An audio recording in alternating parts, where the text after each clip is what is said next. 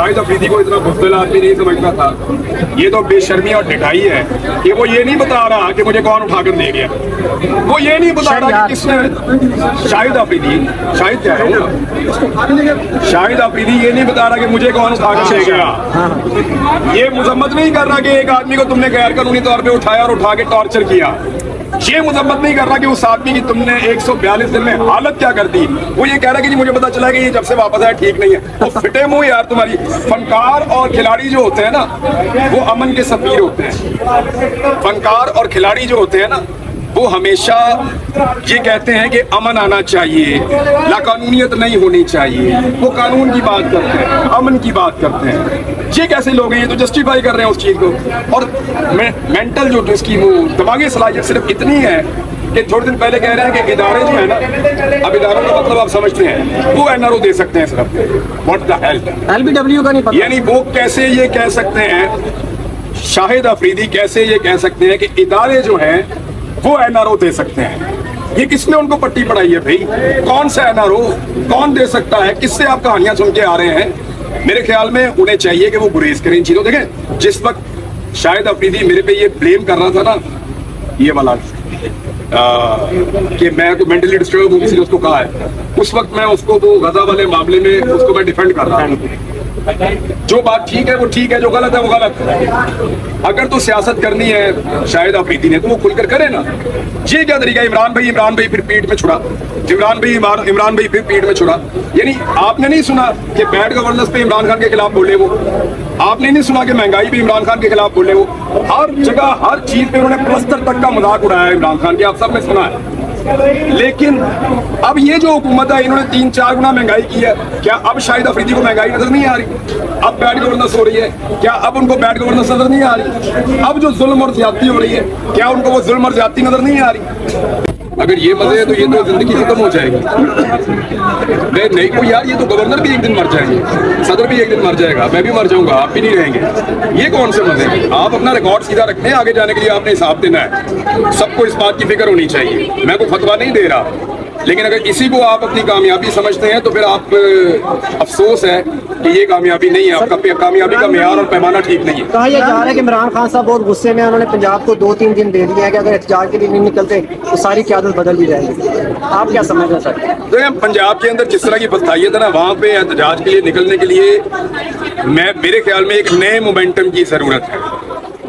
पंजाब में तहरीक इंसाफ के लोगों को ये समझना होगा कि नए सिरे से उनको काम शुरू करना चाहिए और ये सोचकर नहीं आना चाहिए कि उनकी एक बहुत बड़ी पॉलिटिकल पार्टी है, बेशक है, लेकिन लोगों को दोबारा खड़ा करना, लोगों को दोबारा हौसला देना, ये आसान काम नहीं होगा। और पंजाब की क़यादत के लिए एहतजाज करना पाकिस्तान में सबसे मुश्किल है। अभी तो आप सिंध को नहीं देख रहे, सिंध में तो जो निकलता है वो मार मार के खाल उतार देते हैं। कल के आपने विजुअल देखे, बंदे उठा के ले जाते हैं। पंजाब आप इसलिए फोकस कर रहे हैं कि पंजाब में सियासत का गढ़ होता है। जो तहरीक पंजाब से शुरू होती है वो पूरे मुल्क में फैल जाती है। जो कोई एहतजाज लाहौर में कामयाब हो गया, आप समझे पूरे पाकिस्तान में कामयाब हो गया। लेकिन आप सिंध को और कराची को नजरअंदाज कर रहे हैं। सिंध और कराची में फस्तायत इसी लेवल की है जैसी पंजाब में है। ये दोनों पॉलिटिकल पार्टीज डरी हुई हैं। फैसल बाटा ने बड़ी जबरदस्त बात की और बड़ी अहम बात की। उन्होंने कहा जी डंके के चोट के ऊपर ये बजट भी पास करेंगे और प्राइवेटाइजेशन भी होगी। अब फैसल बाटा किस कॉन्फिडेंस से ये बात कर रहे हैं, उसका अंदाजा आप यहाँ से लगाएं कि वो आजाद उम्मीदवार था और पीपल्स पार्टी ने उसको सेनेटर बनाया। तो ये बात गलत नहीं है। पीपल्स पार्टी जो है वो एग्जैक्टली वही है जो PMLN है, लेकिन ये छोटा छोटा धोखा देने की कोशिश करते हैं। कभी एक स्टेटमेंट, कभी दूसरा स्टेटमेंट, कभी तीसरा स्टेटमेंट। उसका फायदा कोई नहीं है। लोगों को अब पता है कौन कहाँ खड़ा है। सर, कल आपने एक वीडियो की शहरियार अफरीदी के खिलाफ, लोगों ने बड़ा मुत्तफिक हुए आपसे, डॉक्यूमेंट्स पढ़ रहा था, लेकिन बाद में शहरियार अफरीदी साहब ने आपसे रब्ता किया, आपने लीड भी किया था। क्या आप कायल हो गए उनकी मजबूरी से? नहीं, मेरे ख्याल में शहरियार अफरीदी साहब आइंदा ज्यादा आपको मजबूत नजर आएंगे आने वाले दिनों में। उनको खुद भी इस बात का आइडिया है कि जो हुआ वो ठीक नहीं हुआ, उनकी तरफ से ये परसेप्शन ठीक नहीं बन रहा। लेकिन बात ये है कि लोग मार खा रहे हैं। हैं, हौसला भी करना चाहिए। इमरान खान साहब की एक किताब यार मैंने जाहिद कशकोरी साहब की खबर का हवाला दिया था और मैंने ये कहा था कि अगर वाकई वो किताब लिख रहा है और किताब बाहर आ जाती है, क्योंकि इमरान खान साहब की अपनी टीम ने तरदीद या तस्दीक नहीं की, लेकिन अगर वो वाकई किताब लिख रहे हैं और उन्होंने प्लान किया हुआ है तो वो वाकई में बेस्ट सेलर बुक होगी। और ये आप मेरे से, ये वाली बात आप मेरे से लिख कर दें कि दुनिया में सबसे ज्यादा वो किताब बिकेगी। इमरान भाई ये बताइएगा, शाहिद अफरीदी ने कहा है कि आप जब से वापस आए हैं थोड़ा सा मेंटली डिस्टर्ब है, सर क्या कहेंगे? मैं इस पे क्या जवाब दूंगा? आपको क्या सर वो कुछ आप तो मैंने कहा आप सारे लोग क्या बेवकूफ है, आप एक डिस्टर्ब आदमी के सामने लेके खड़े हुए। अच्छा ये बता दें कब तक चला देखिए शाहिद अफरीदी साहब जो हैं उनको मैंने एक ही मशवरा दिया था और वो ठीक किया था। मुझे उनके बहुत करीबी प्लेयर से भी रब्ता किया और जो उनके साथ खेलते रहे उन्होंने भी रब्ता किया। उन्होंने मुझे जो बातें बताई हैं तो मुझे पता है और मेरे ख्याल में मैं उनके ऊपर कीचड़ नहीं उछालना चाहता। वो कौमी हीरो रहे हैं और अभी भी कौम के हीरो हैं, लोग उन्हें पसंद करते हैं। मैं भी ज़ाती तौर पर उनकी गेम का एक हिस्सा बहुत पसंद करता हूँ, लेकिन मामला ये है कि यार आप गुरेज करें ना ऐसी चीज़ों से। यानी आप उठते और उठ के आप, यानी इमरान खान के दौर में शाहिद अफरीदी को महंगाई भी ज़्यादा लगती थी।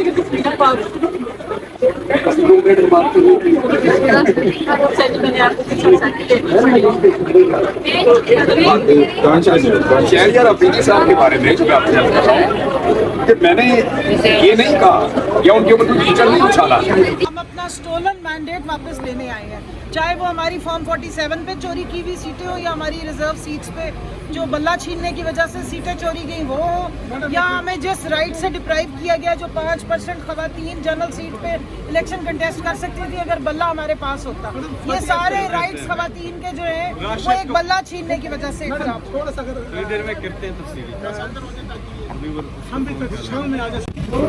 और ये फैसल वावड़ा साहब आ गए हैं, मिलते जा रहे हैं फैसल वावड़ा साहब। अच्छा चलो अच्छी बात है। क्या कहेंगे फिर? कहेंगे क्या मुस्तकबिल देख रहे पीटीआई का करीब मुस्तकबिल करीब नाम किया रोशन। देखिए जहाँ तक सीटों का मामला है, रिजर्व सीट का, कानूनी तौर पे तो मुझे नहीं लगता है वो मिल सकती, बट होने को तो पाकिस्तान में बहुत कुछ उसके प्राइमरी में कानूनी तौर पर नहीं मिल सकती। आप साइफर के वाले से क्या कहते हैं कि बाकी बड़ा खराब केस है? यार साइफर का केस के अंदर अगर अब तो जजमेंट आ गई तो जबान से निकल गई वो जजमेंट, और अगर साइफर में जो एक चीज अच्छी हुई है वो मोजिल जज हजरात ने कहा है कि प्राइम मिनिस्टर और फॉरेन मिनिस्टर ने कौम को बताया तो बहुत अच्छा प्रेसिडेंट सेट हो गया ना। आप हर चीज कौम को बताएंगे, अच्छा भी बताएंगे और बुरा भी बहुत से बताएंगे। लोग प्रेडिक्शन कर रहे हैं कि बाकी केसेस का भी यही स्टोरी है। देखिए 75 साल से पाकिस्तान की हिस्ट्री 6 को 9 को से रही तो नथिंग न्यू। अगर ये भी होगा तो भी कोई प्रॉब्लम नहीं है, पहले जो था वो भी प्रॉब्लम नहीं। वक्त है, हर वक्त जरूरत निकाल भी देते हैं, ले भी आते हैं। हमूदुर रहमान कमीशन रिपोर्ट पे क्या कहेंगे पीटीआई की? मेरे ख्याल से कुल्हाड़ा मारा है पीटीआई ने अपने ऊपर, और मेरा अपना ख्याल है कि यूजुअली इस टाइप की चीजों के बाद पार्टी बैन की तरफ जाती है। और अगर आप देखें एमक्यूएम लंदन को तो उनको बैन किस बात पे किया था, इस तरह की चीजें थी। और अगर आप तहरीक लब्बैक को भी देखें तो वो तो मुल्क के साथ भी मुखलिस हैं, फौज के साथ भी, अरबिया के साथ भी।